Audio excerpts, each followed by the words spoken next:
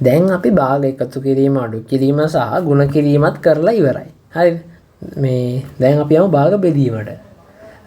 භාග බෙදන්න කලින් දෙමගේ සාමාන්‍ය ඉංග්‍රීසි පොඩ්ඩක් නිසා සිංහල අකුරු කොහොමත් වැඩි වෙන්නේ නැහැ. ඒක නිසා ඉතින් අකුරු කොහොමත් කැතයි. හොඳේ. අකුරු ගැන වැඩි හිතනවම හැම වීඩියෝ එකම කියනවා. හරි. ඔන්න තියෙනවා භාගයක්. අපි ගමු මේක 7න් 3. 7න් 3. අපි දැන් මේක භාගයන්නේ.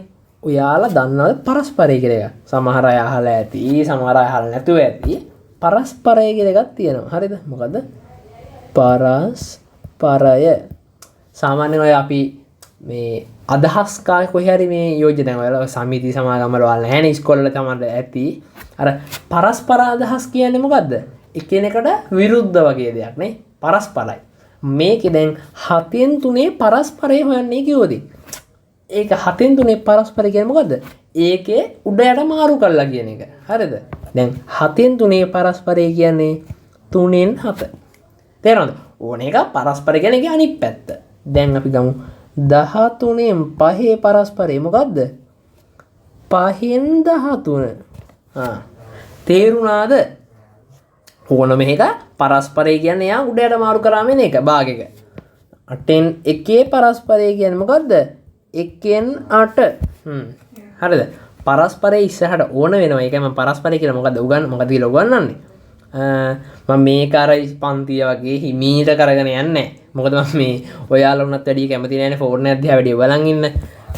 මම මේක පුළුවන් තරම් ඉක්මනට ඕනම කරන දේවල් ටික දාලා උගන්වන්නේ. පන්ති වගේ ගොඩාක් වෙලා අරගෙන ගොඩාක් වෙලා කියා දෙන්නේ නැහැ. හරිද? අවශ්‍යම තියරි ටික මම ඔයාලට උගන්වන්නවා. ඔයාලා මේක දෙපාරක් නම් බලන්න යන්න එපා. පොඩි ළමයි නෙවෙයිනේ. එකපාරින් කොහමද ඔයාලට දාගන්න. බැරි නම් ආයෙ පාරක් බලන්න. පාඩු නැහැනේ. කොහොම හරි මේක පුළුවන් වෙන්න ඕන පන්තියනට. හොඳේ. දැන් මේක ඔයාලට බැරනම් ලබන සතිය පාඩම කරගන්න බැරි වෙනවා. දැනට බීජ ප්‍රකාශන වල හින්දා ලොකු ප්‍රශ්නයක් නැහැ.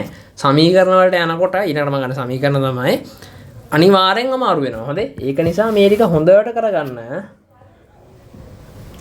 දැන් පාග හරිද? පරස්පරය හෙව්වනේ. ඔන්න තියෙනවා මෙන්න මෙහෙම එකක්. 5යි 2 1. මෙයාගේ පරස්පරය මොකද්ද?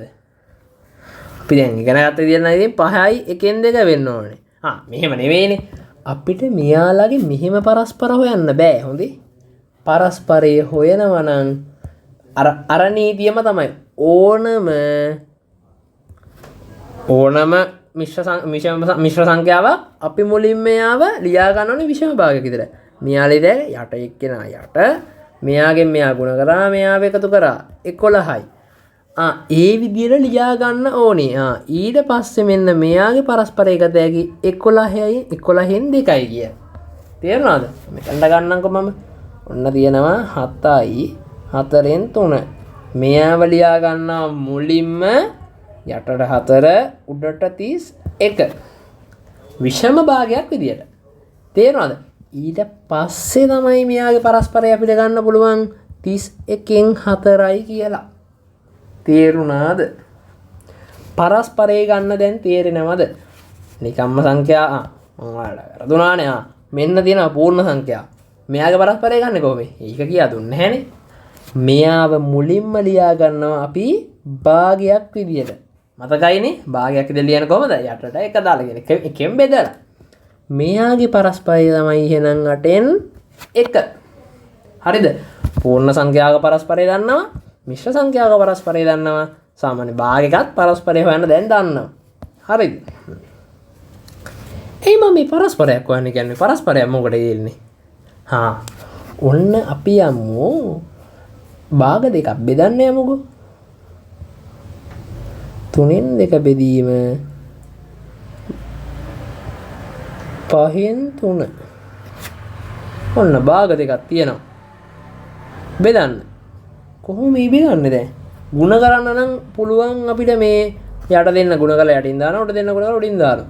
දැන් මේක කොහොමද දැන් උඩ 3 2 බෙදීම 3 උඩින් දානවා 3 බෙදීම 5 යටින් දානවා. එහෙමද? නෑ. අපිට මතක තියාගන්න භාග බෙදන්න බෑ. හරිද? මම මේ ඔයාලට තේරුම් ගන්න මෙහෙම කියන්නේ. හොඳේ. දැන් භාග බෙදන්න බෑ. හරිද? එහෙම හිතන්නකො භාග බෙදන්න බෑ. එච්චරයි. මොකද්ද භාග බෙදන්න බෑ. අපි එහෙනම් කොහොමද මේක සුළු කරන්නේ තව? ඔයාලා දන්නවා එකතු කිරීමේ අනිත් පැත්තේ එක්කෙනා අඩු කිරීම. එහෙනම් බෙදීමේ අනිත් පැත්තේ එක්කෙනා කවුද? ගුණ කිරීම. භාග බෙදන්න බෑනේ. අපි එහෙනම් උගේ පරස්පරය වැඩි කරනවා. කියන්නේ අනිත් පැත්තේ වැඩි. බෙදීම වෙනුවට ගුණ කිරීම කරනවා. මොකද කරේ? පළවෙනි එක්කෙනා හැම ලියාගත්තා. හරිද? ඊට පස්සේ අන්න බෙදීම හම්බුණා. පළවෙනිය ලියාගත්තා. ඊට පස්සේ බෙදීම හම්බුණා. බෙදන්න බෑනේ. එහෙනම් ගුණ කිරීමක් විදියට ලියා ගන්නවා. ඔන්න ලිව්ව ගුණ කිරීම. දැන් අපි බෙදීම වෙනකොට ගුණ කිරීමක් දැම්මනේ. එහෙනම් පිටිපස්සේ කාගේ පරස්පරය දාන්න ඕනේ. තේරුණාද? එහෙනම් පිටිපස්සේ කාව ලියා ගන්නවා උඩ යට මාරු කරලා. භාග ගුණ කරන්න අපි ඉගෙනගෙන ආවේ. හරහට කැපෙන අය ඉන්නවද? නැහැ. උඩ යට කැපෙන අයත් නැහැ. එහෙනම් යට දෙන්න ගුණ කරාම 9යි උඩ දෙන්න ගුණ කරාම 10යි. භාග බෙදන්න බෑ. බෙදීම වෙනුවට අපි ගුණ කිරීමක් දාලා තමයි සුළු කිරීම කරගන්නේ. මම නිකන් එක උදාහරණයක් දෙන්න. මුලින්ම අපි පූර්ණ සංඛ්‍යාව පූර්ණ කුරුණන් කැතයි සංඛ්‍යාව භාගයකින් බෙදීම. හරිද? අපි ගමුකෝ 9 පූර්ණ සංඛ්‍යාව බෙදනවා 7න් 3 කියන භාගෙන්. මතක තියාගන්න එකතු කරද්දි අඩු කරද්දි හෝ ගුණ කරද්දි බෙදීමේ වේවා ඕනම එකදී අපි හැම කෙනෙක්ම අර දන්න කියන භාගයක් විදිහට ලියා ගන්න ඕනේ. පළවෙනි නීතිය ඒකයි. එහෙනම් මොකද්ද මේකේ පළවෙනි නීතිය? 9 ලියා ගන්න ඕනේ 1න් 9 කියලා. ඒක ලියාගත්තා. බෙදීම 4න් 3. දැන් තියෙනවා භාග දෙකක්. බෙදන්න පුළුවන්ද? බෑ. එහෙනම් අපි මොකද කරන්නේ? පළවෙනියට ඉන්න එක හැම ලියා ගන්නවා. බෙදීම වෙනුවට ගුණ කිරීම. එහෙනම් ඊළඟට පිටිපස්සේ එකාව උඩ යට මාරු කරනවා.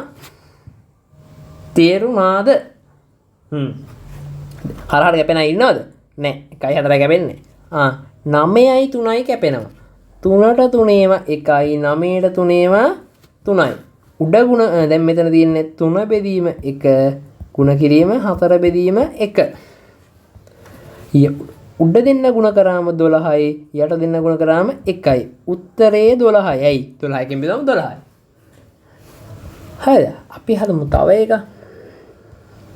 අට ගුණ කිරීම ගුණ කිරීම නෙවෙයිනේ. අට බෙදීම 5න් 3. මොකද්ද පළවෙනි නීතිය? තමයි භාගයක් විදිහට ලියා ගන්න. මෙයා ලියත හැකි 8 බෙදීම 1 බෙදීම 3 බෙදීම 5න් 3. හරි. දෙවෙනි නීතිය මොකද්ද? අපි මෙයා ලියා ගන්නදී බලනවා බෙදන්න බෑ. බෙදන්න බැරි නම් ගුණ කිරීම. උඩ යට මාරු කරනවා පිටිපස්සේ එක්කෙනාගේ. හරහට කපන්න පුළුවන්ද? මෙයයි මෙයයි කැපෙන්නේ නැහැ. මෙයයි කැපෙන්නේ නැහැ. උඩ යට ඒ කැපෙන්නේත් නැහැ. එහෙනම් යට දෙන්න ගුණ කරාම යටට 3යි උඩ දෙන්න ගුණ කරාම 40යි. 40 බෙදීම 3. මෙතන විෂම භාගයක් එන්නේ. බලමු 40 3ෙන් බෙදලා. 3ට 4 ඒවා 4ට 3 ඒවා 1යි. 1 අරක් 3 3යි. ඉතිරි 1යි. 10ට 3 ඒවා 3යි. 3 අරක් 3 9යි. ඉතිරි 1යි. කිද? ඉර යට ඉඳපු එක්කිනා ඉර යට ඉතිරි වෙච්ච ගාන උඩට ඔන්න බලපන්කෝ. 1 ලියපු හැටි. 1 උඩට ආපු ගාන ඉස්සරහට. තේරුණාද?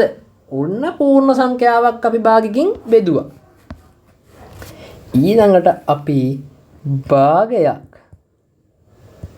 භාගයක් පූර්ණ සංඛ්‍යාවකින් බෙදමු.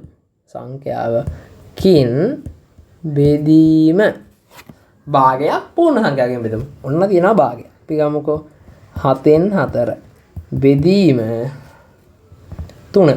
අකුරු කැතයි එක හරියන්නේ නැහැ. මේ ටිකත් අයින් කළා දාමුකෝ. 7න් 4 බෙදීම 3. ඒකෙත් ටිකක් කැතයි. හොඳේ. වැඩි හිතන්න එපා අකුරු ගැන. පැහැදිලි නම් එච්චරයි. 7න් 4 බෙදීම 3. අපි දන්නේ මෙච්චරයි. පූර්ණ සංඛ්‍යාවක් වේවා මිශ්‍ර සංඛ්‍යාවක් වේවා මොක තිබ්බත් පළවෙනි පේලියේ භාගයක් විදිහට ලියා ගන්න එක. 7න් 4 බෙදීම කොහොමද 3 ලියන්නේ? 1න් 3 කියලා. මතකයිනේ? ඔන්න හරි. ඔන්න දැන් තියෙන්නේ භාග දෙකක්. අපිට භාග බෙදන්න බෑනේ. අපි කරන්නේ මොකද්ද? 7න් 4 බෙදීම වෙනුවට ಗುಣ කිරීමක් දානවා. ඔන්න ಗುಣ කිරීම දැම්මා. පිටිපස්සේ කාව උඩ යට මාරු කරලා ලියනවා. තේරුණාද? කැපෙන අය ඉන්නවද? මේයි මේයි කැපෙන්නෙත් නෑ. මේ හරහට කැපෙන්නෙත් නෑ. උඩ යට කැපෙන්නෙත් නෑ. එහෙනම් යට දෙන්න ಗುಣ කරාම එනවා 21යි. උඩ දෙන්න ಗುಣ කරාම 4යි. තේරුණාද? මම මේ ටික කරගෙන යනවා. ඔයාලා බලාගෙන යන්න. තේරෙන්නේ නැත්නම් ආයෙ බලන්න. බැරි වුණොත් පන්ති ඇවිල්ලා පන්ති ඉවර වෙලා මගෙන් අහගන්න. හරිද? ඔන්න තව තියෙනවා භාග දෙක. 13න් 5 බෙදීම අපි දාමු මෙතනට 15. පළවෙනි නීතිය මොකද්ද? 13න් 5 බෙදීම භාග විදියට ලියා ගන්න ඕනේ 15 1න් 15. ඊළඟට භාග දෙකක් තියෙනවා බෙදන්න තියෙන්නේ. බෙදන්න පුළුවන්ද? බෑ. එහෙනම් අපි 13න් 5 බෙදීම වෙනුවට ಗುಣ කිරීම දානවා. පිටිපස්සේ කාව උඩයට මාරු කරලා ලියනවා. එතකොට 15න් 1 වෙනවා. හරහට මේ දෙන කැපෙනවද? නෑ. මේ දෙන කැපෙනවද? ඕ කැපෙනවා. මෙයාට 5 ඒවත් 3යි. මෙයාට 5 ඒවා 1යි. මෙතන එනවා 13න් 1. මෙතන එනවා 3න් 1. කැපිච්ච අය ඉවරයි. යටට යට ගුණ කරාම 39යි. උඩ ගුණ කරාම 1යි. මෙන්න ඒකක භාගයක්. හොඳේ. ඊවනම් ඉතින් ඕනේ නෑ. දැනගත්තාම ඇති. ඔන්න දැන් මම පූර්ණ සංඛ්‍යාවක් භාගයකනොත් බෙදුවා. භාගයක් පූර්ණ සංඛ්‍යාවකනොත් බෙදුවා. හරිද? මේ ටික පුළුවන් නම් ඉතින් ඉතිරි ටික කජ්ජක් නෑ. හොඳේ. බලමු. ඔන්න භාගයකින් බෙදීම මේ අකුරු කියව ගන්න බෑ. කමක් නෑ. භාගයකින් බෙදීම. අහන් ඉන්නකෝ. ඔන්න තියෙනවා 7න් 5 බෙදීම 9න් 3. sorry 9න් 2 දාමු. මොකද්ද?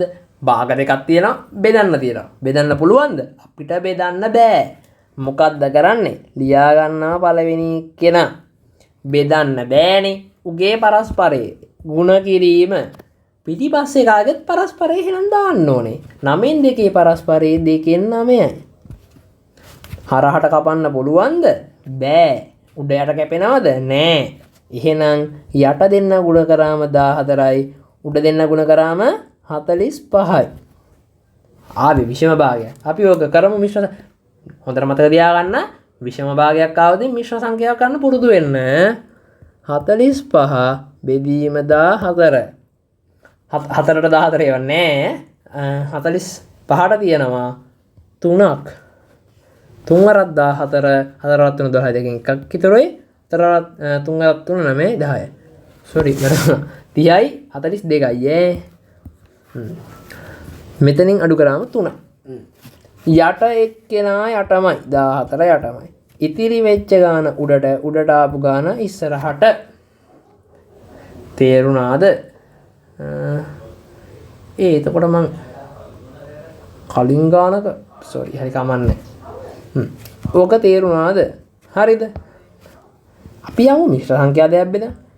4යි 3න් 1 බෙදීම 2යි 5න් 1. මොකද්ද? පළවෙනි නීතිය තමයි මිශ්‍ර සංඛ්‍යා දෙක ලියා ගන්න ඕනේ විෂම භාග විදියට.